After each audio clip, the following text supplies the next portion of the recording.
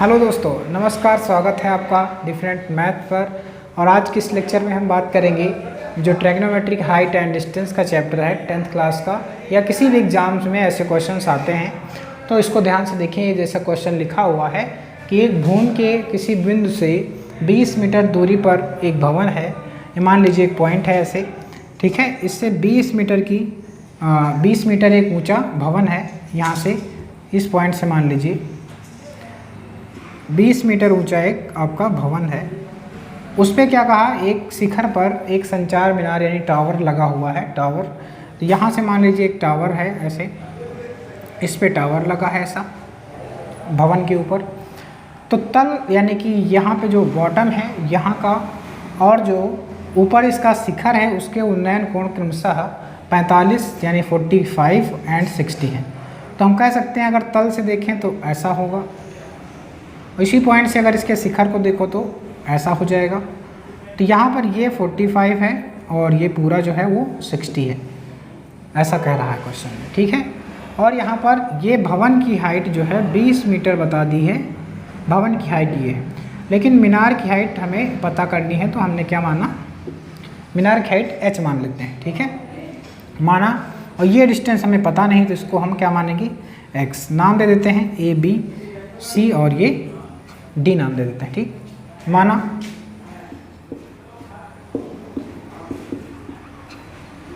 माना मीनार की ऊंचाई, मीनार या आप टावर कह सकते हैं, संचार मीनार, मीनार की ऊंचाई h मीटर, कितनी मान है, h मीटर। और यहाँ पर ए बी बराबर x मीटर हमने मान लिया। तो सबसे पहले हम क्या लेंगे, सबसे पहले छोटा वाला ट्रायंगल लेना। मेरी प्रोसेस स्टेप बाय स्टेप समझते चलिए इसके, कि जब भी दो ट्रायंगल बने तो छोटा वाला पहले लेंगे, बड़ा वाला शामिल करके बाद में लेंगे, ठीक है। तो छोटा वाला ये वाला ले लेते हैं हम, कौन सा, ए बी और डी, त्रिभुज ए बी डी में से। तो ए बी डी में से लेंगे अगर हम, तो क्या कहेंगे, tan लगा दीजिए, tan 45, क्योंकि tan ही लंब बटे आधार का सूत्र होता है। तो लंब कितना है आपका 20, आधार कितना है x, तो यहाँ tan 45 की वैल्यू 1 होती है। तो 20 बटे x, तो x बराबर 20 मीटर आ गया आपका, यानी कि ये जो वैल्यू आई वो 20 मीटर आ गई आपकी। ये एक वैल्यू पता चल गई। अब हमें अगर h निकालना है तो हमें पूरा ट्रायंगल लेना पड़ेगा। तो अब ट्रायंगल ए बी सी में से, अगर ए बी सी ले रहे हैं तो हमें पूरा एंगल भी लेना पड़ेगा। तो tan 60 इक्वल टू क्या हो जाएगा, पूरा ये यानी कि 20 प्लस h हो जाएगा पूरा इस बार लंब जो है। तो 20 प्लस h बटे x, तो यही रहेगा। x की वैल्यू आपको पता ही है, तो 20 प्लस h बटे में x की वैल्यू भी 20 ही है, अभी वहाँ निकाला हमने। तो tan जो 60 है उसकी वैल्यू √3 होती है। तो यहाँ पर अगर देखें हम तो 20 प्लस h पान 20 यानी 20 हो जाएगा, 20 इसमें गुणा हो जाएगा तो क्या हो जाएगा 20√3 इक्वल टू 20 प्लस h। तो h बराबर अगर आप यहाँ से निकालेंगे तो आ जाएगा आपके पास h इक्वल टू 20, उधर माइनस हो जाएगा तो 20 माइनस 20√3 माइनस 20, और 20 कॉमन ले लेंगे तो √3 माइनस 1 आ जाएगा। तो h की वैल्यू इतनी आ गई, इतने मीटर, ठीक है। अगर पॉइंट में करना चाहें तो √3 का मान 1.732 रख दीजिएगा, माइनस कर दीजिएगा 1 को, ये भी आ जाएगा क्वेश्चन। तो बढ़ते हैं हम नेक्स्ट क्वेश्चन पर, और इस क्वेश्चन का आंसर चेक कर लेते हैं। हाँ, ये 20 √3 माइनस 1 इतने पे ही आंसर रोक दिया गया है इस बुक में, तो इतना ही करिएगा, पॉइंट में मत करिएगा, ठीक है। h इक्वल टू यानी जो संचार मीनार की ऊंचाई है वो है 20 √3 माइनस 1। तो स्टेप आपको याद रखने हैं, कौन सा स्टेप हमें पहले करना है, कौन सा बाद में करना है, ठीक है। तो चलिए इसको इरेज कर देते हैं हम। आप स्क्रीनशॉट ले सकते हैं, ठीक है। अगले क्वेश्चन पर हम बढ़ रहे हैं।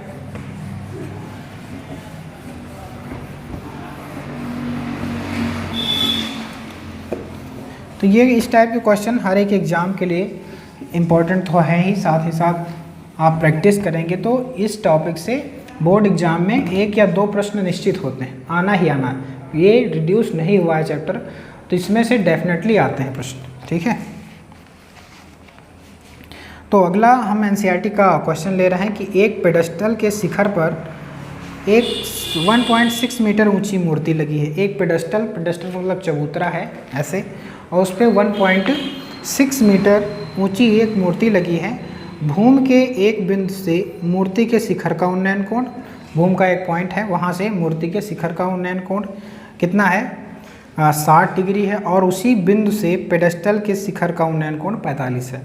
पेडेस्टल की ऊंचाई, ऐसा ही प्रश्न जैसा आपने अभी देखा था।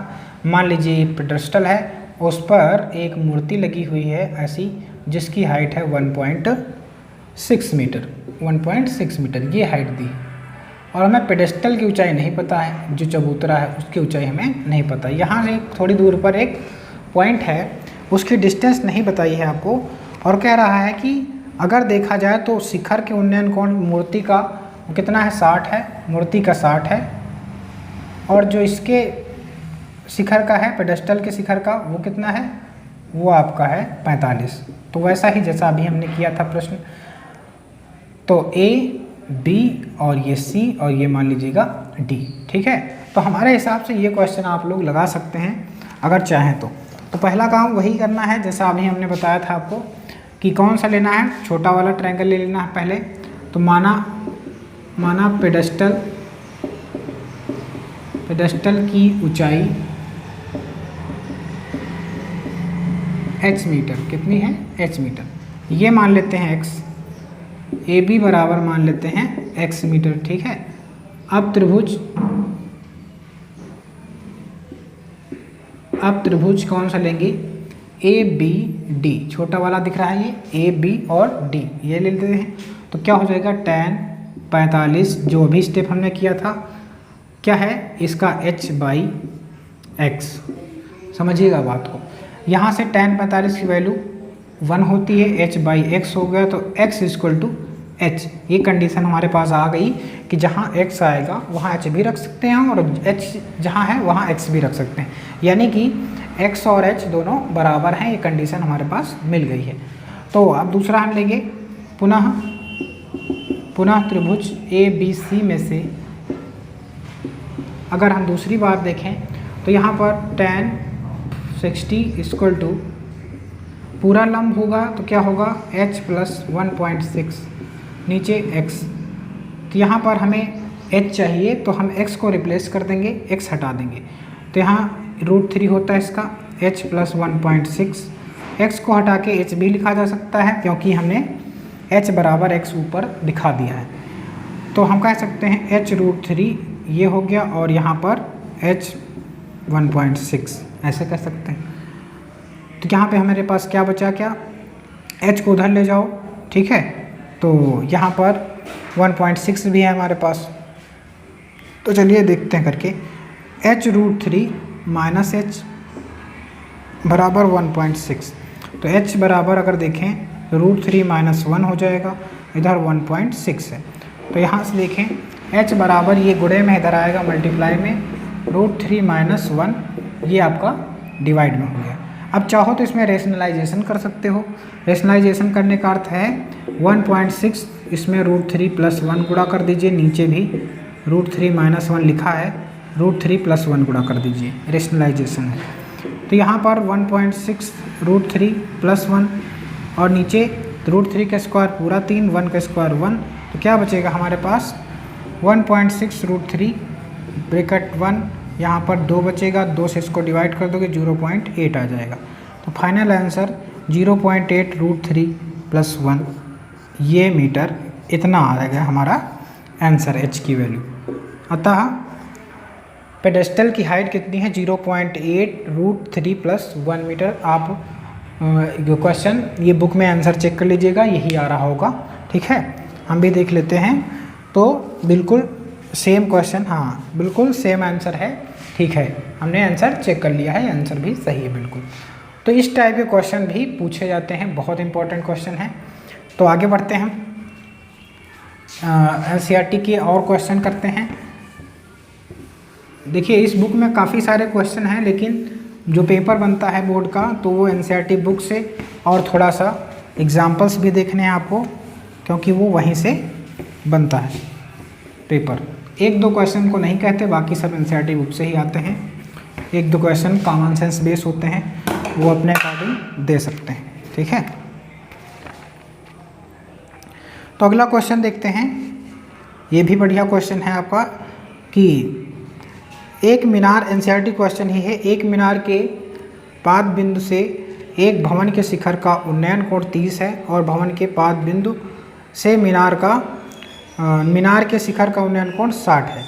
तो यहाँ पर मीनार की ऊंचाई 50 मीटर ऊंची है, तो भवन की ऊंचाई ज्ञात कीजिए। क्वेश्चन आपको एनसीईआरटी बुक में मिल जाएगा, आप वहाँ से पढ़ सकते हैं। फिर से पढ़ रहे हैं, एक मीनार के लोअर पॉइंट से एक भवन के शिखर का उन्नयन कोण आपका 30 है। तो एक मीनार है और एक भवन है। ऐसे भवन छोटा है, मीनार ऊंची है। तो मीनार के कह रहा है लास्ट यानी नीचे वाले पॉइंट से भवन के शिखर का उन्नयन कोण कितना है, ऐसे है। भवन के शिखर का उन्नयन कोण जो दिया है वो कितना दिया है, वो दिया है 30 डिग्री। कितना दिया है, 30 डिग्री। उसके बाद कह रहा है भवन के लोएस्ट पॉइंट से यानी नीचे वाले बिंदु से शिखर के का जो उन्नयन कोण वो है, वो आपका है 60 डिग्री। कितना है, 60 डिग्री। और मीनार की जो कितनी है ऊंचाई जो है वो 50 मीटर। ये ऊंचाई जो है मीनार की कितनी है, 50 मीटर है। तो आपको भवन की ऊंचाई यानी ये h निकालना है, इस भवन की ऊंचाई, इसको x मान लेते हैं।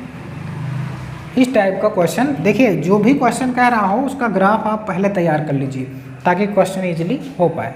तो हम नाम दे देते हैं A, B और ये C और ये D, ठीक है। अब कौन सा ट्रायंगल लेंगे, पहले हम छोटा वाला ये ले लेंगे इसमें, क्योंकि हमें यहाँ पर हाइट ये पता है। अच्छा, जो चाहे जो सकते हो, ये भी ले सकते हो, कोई दिक्कत नहीं, चाहे जो आप ले सकते हैं, h मिल जाएगा आपको। तो हम पहले ये वाला ले रहे हैं, इस बार 50 है, या चाहो तो छोटा वाला भी आप ले सकते हो, कोई दिक्कत नहीं है वैसी बात, चाहे तो ये भी ले सकते हैं। तो हम ये ले रहे हैं कौन सा, ABC ट्रायंगल। तो हम मान लेते हैं, माना भवन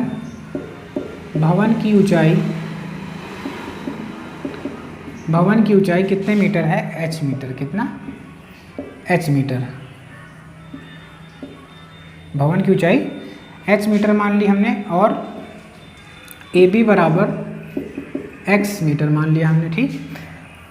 और दिया क्या है, BC बराबर दिया है, BC बराबर 50 मीटर, ये भी दिया है। अब ट्रायंगल कौन सा ले रहे हैं हम, ABC। ट्रायंगल ABC में से देखिए हमें बेस चाहिए और परपेंडिकुलर है, तो tan रखेंगे। tan ही अधिकतर लगता है इन सवालों में, tan।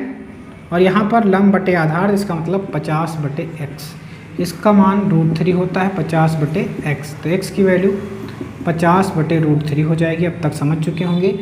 तो x की वैल्यू समीकरण 1 मान लीजिए, चाहो तो रेशनलाइजेशन भी कर सकते हो, लेकिन बाद में कर लेंगे ज़रूरत होगी तो। अब त्रिभुज ABAD में से, नहीं यहाँ पर ABD में से, AB यहाँ पर त्रिभुज हमने ABC, चलो ठीक है, कोई दिक्कत नहीं, ABC भी हो सकता है और ABD भी हो सकता है। तो ABD ये वाला ट्रायंगल जो है, या फिर BAD भी कह सकते हो, BAD ट्रायंगल में से। तो यहाँ पर अगर बात करें हम, tan 30 डिग्री रखा जाएगा, क्योंकि ये एंगल ले रहे हैं। तो यहाँ पर ये क्या है, लंब आधार x ही रहेगा, तो ये होता है 1/√3। और h बटे x की वैल्यू यहाँ से रख दीजिए, यहाँ से 50, √3 नीचे ना लिखकर हम ऊपर गुणा करा दे रहे हैं। बटे के नीचे बटा होता तो नीचे वाला ऊपर चला जाता है। क्रॉस मल्टीपल करेंगे तो इसमें गुणा होगा तो √3 पूरा 3, 3h बराबर 50 गुणे 1 50 हो जाएगा। h बराबर 50 बटे 3 मीटर, यही आपकी हाइट है, किसकी, भवन की हाइट। चाहे तो भाग भी कर सकते हैं, नहीं 50 बटे 3 भी लिख सकते हैं। क्वेश्चन का आंसर देख लेते हैं हम। 16 सही 2/3 मीटर ऐसे आ रहा है, तो वो भी कह सकते हो 16 सही 2/3 मीटर भी लिखा जा सकता है इसको, क्योंकि आप इसको मिस फ्रैक्शन में बना लेंगे। 16 3 48, 2 बचेगा 50/3, तो ऐसे भी इसका आंसर लिख सकते हैं। तो इस टाइप के क्वेश्चन आपको करना आना चाहिए, ठीक है। तो अगले क्वेश्चन भी इसी प्रकार के हैं, कोशिश करिएगा अगले क्वेश्चन करने की।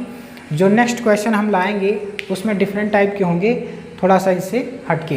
टफ वाले जो हैं वो करवा देंगे, जो इजी हैं वो आप अपने आप कर लीजिए, थोड़ा सा प्रैक्टिस करें। टफ वाले क्वेश्चन हम कल लेकर आपको बता दिए, जो कठिन क्वेश्चन हैं वो आप कैसे करेंगे। ठीक है, तो वीडियो कैसा लगा ज़रूर बताएं हमें और शेयर ज़रूर करें। धन्यवाद।